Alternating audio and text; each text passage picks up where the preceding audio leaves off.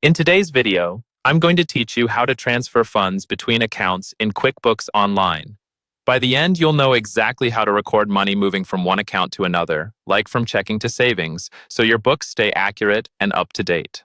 Let's start right from your QuickBooks Online dashboard. At the very top, on the left-hand side, look for the button that says Plus New, or in some versions it may say Plus Create.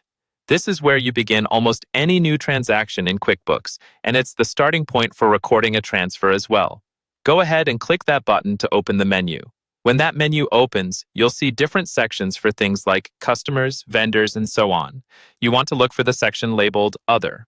Under that section, you'll see an option called Transfer. This is the specific form QuickBooks uses to move money between two accounts you already have set up, such as bank accounts, credit cards, or cash accounts. Click on Transfer to open the transfer window. Now you'll see a simple form with two main drop-down menus. The first one is labeled Transfer Funds From. Click on this drop-down and choose the account where the money is coming from. For example, if you're moving money out of your checking account, select that checking account here.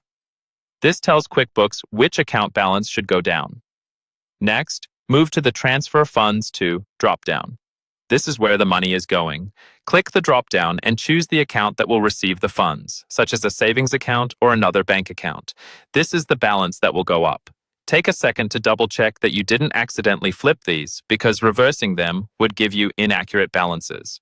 Below the accounts, enter the transfer amount. Type in the exact dollar amount you moved between the accounts. Then, look at the date field.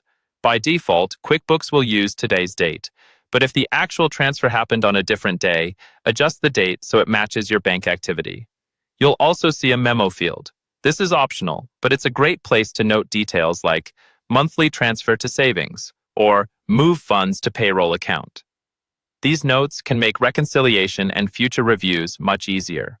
Once everything looks correct, go to the bottom of the form and click Save and Close if you're done, or Save and New if you need to record another transfer right away. And that's all there is to it.